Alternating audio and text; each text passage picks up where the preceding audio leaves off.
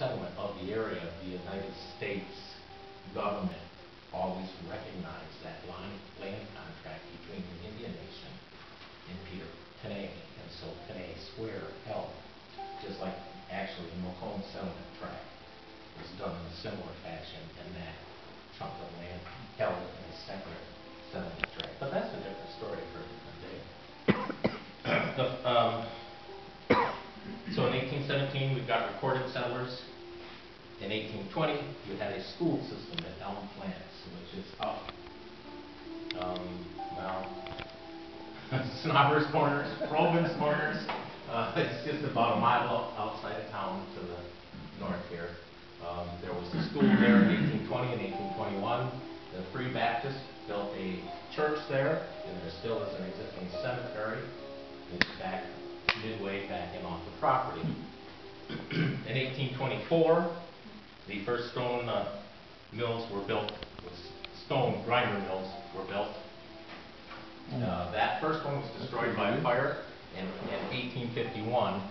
And so basically this rendition that you have here is the 1851 mill, which is considerably larger. If you ever to pull down in there to see the property, that mill was hugely larger than the existing structure. If you could pick out, and some of the foundation is now gone because time and the force of the water had totally taken away this old outside foundation. It's basically almost non-existent of where it was stood there. And so the mill that's there is very diminished in size.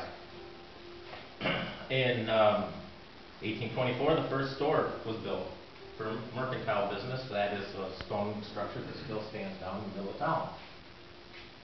In 1827, the community was changed from Catfish Falls to Depauville, New York.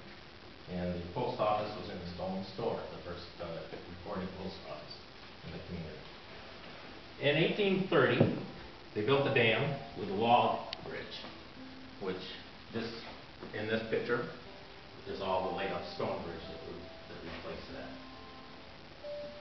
In 1840, a lot of the names that would be sitting here came to town via the German immigration that happened in large scale at that time.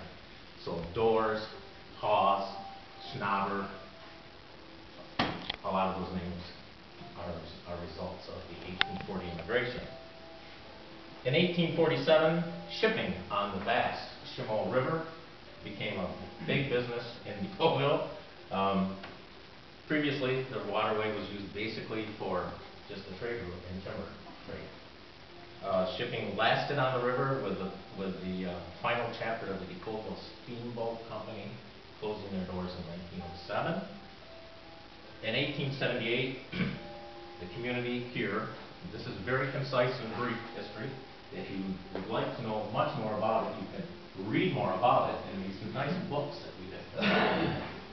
In 1878, the community was at its heyday. It was thriving with 3 general stores, 1 tailor shop, 2 shoe stores, 3 millinery stores, the grist mill, the sawmill, cheese factory, 3 blacksmith and wagon shops, 2 churches with resident ministers, the post office, an elementary school, and 2 resident physicians and dentists. Then on top of that, you had your social organizations of the Masons and Stars, the Fellows and Rebecca's. The fire department had a ball team and a marching band and that type of thing, and the dramatic club was going. We had a cornet band that was active then, a large cornet band with a bandwagon. Then you begin to see the decline. In 1916, electricity came to the community, and that took away the need for the water course that was here that actually makes the community.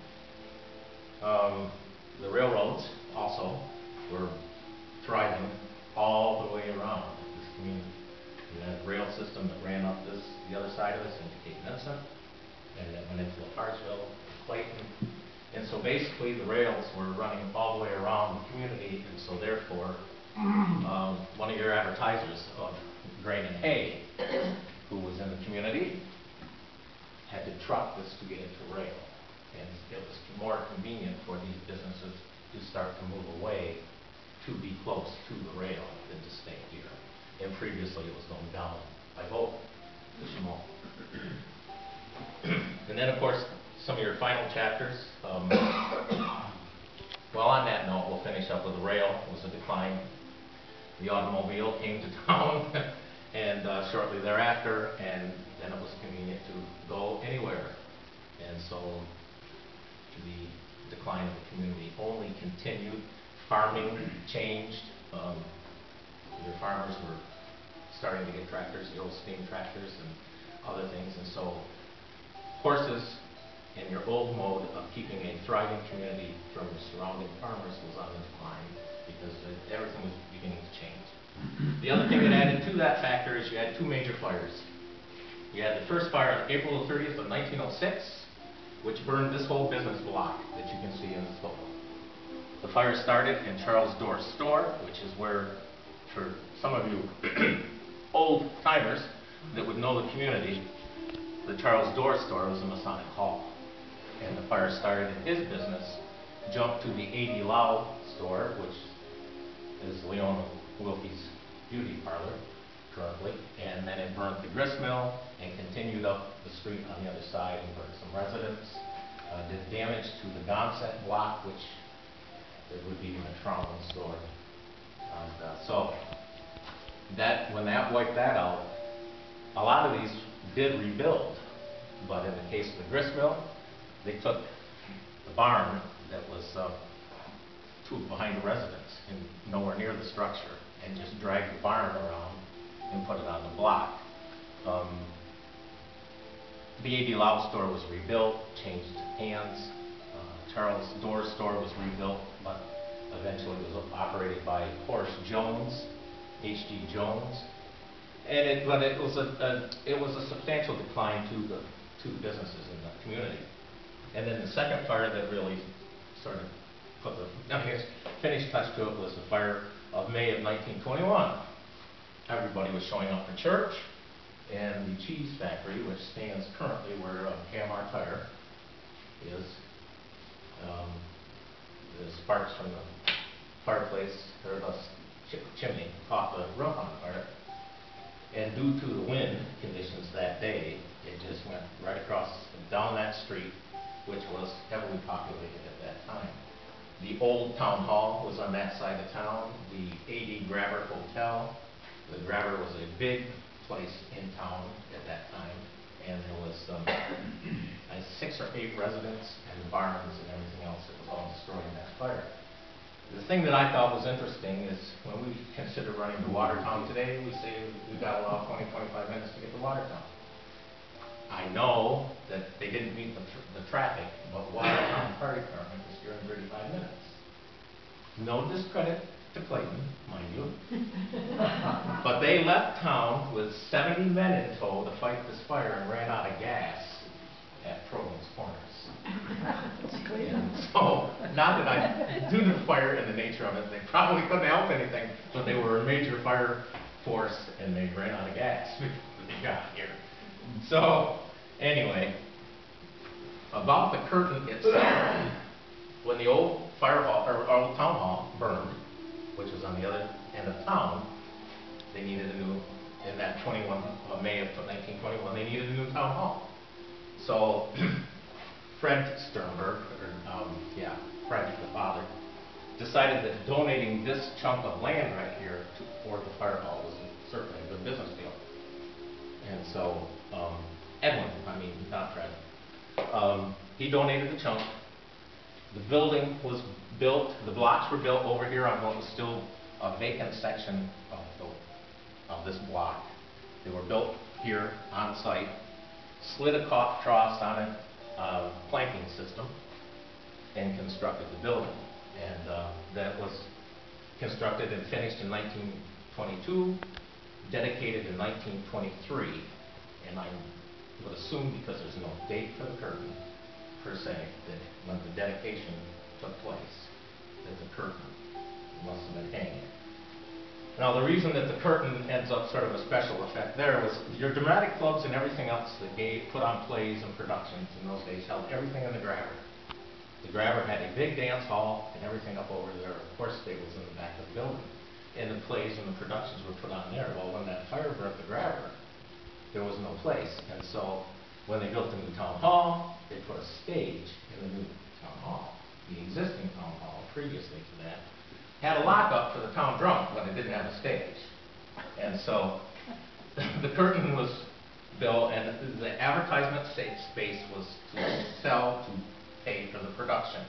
There was this curtain, and there were two side panels on it originally that had depictions of, I don't know if they were upriver or downriver, but they were depictions of the waterway that were originally with this. And then having, basically, I'll hit the scene first. This, of course, is the old sawmill. This is, in this depiction, this would have been Sternberg's mill at this time, which sawed all lumber. And as you can see from their advertisements in here later, manufacture of cheese boxes and general trucking. They went from just sawing lumber to general trucking.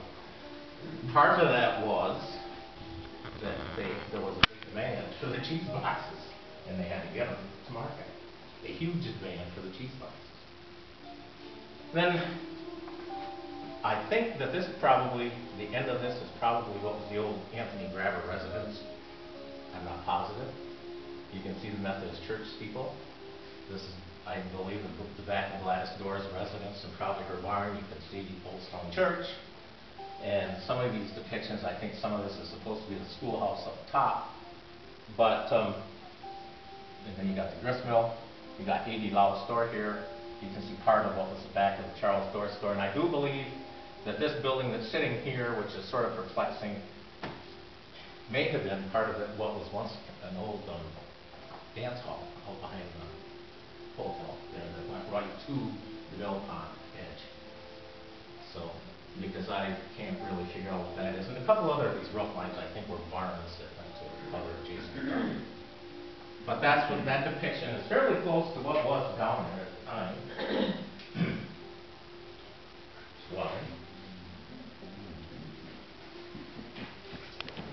Then we will hit on some of the advertisers. And if you got any questions ever, even at this point, shout them out. And I'll try to answer them. And I've been looking around the room, if I can. There's some other people here that probably can.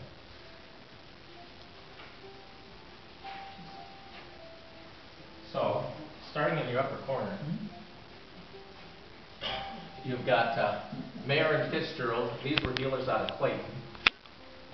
They paid for advertising space here, but they originally, their location was over by Franklin Street. Well, it would have been like the backside of, or part of the Frank property. They were over by Cuban and Franklin Street. They were close to, as you can see, it says that they had coal, hay, grain feed, flour, seeds, and cement. They stayed close to the railroad because of the fact that the bulk of what they were dealing in. And then traveling across the top, C.A. Plumpton, Plumpton Chevrolet is what I always knew that as. But anyway, Plumpton had the car dealership. They operated from about 1920 to pre-World War II. They moved to Watertown. So their building existed about the Fortune Paddle is on James Street. Then Sternberg Brothers, which we sort of hit on before, they had the sawmill, the general trucking. They would cut elm for Limburger boxes, basswood for Yankee cheese, or we call it cheddar. In the 1940s, the production was in such demand that they went from production of 50,000 boxes to 75,000 cheese boxes. The reason being, meat was being rationed in Britain because of the war. So, if you're going to eat protein and you can't eat meat, you would substitute cheese. And the demand was such that they were taking cheese boxes to market. That's when they had to basically get their trucking business really flourishing. So, they also did wooden fruit crates, and the style that they made gave better, we call them an apple crate today. They made better air circulation than a bushel basket for the fruit. After the wartime, they maintained for a while. During wartime, they were the only surviving business in Jefferson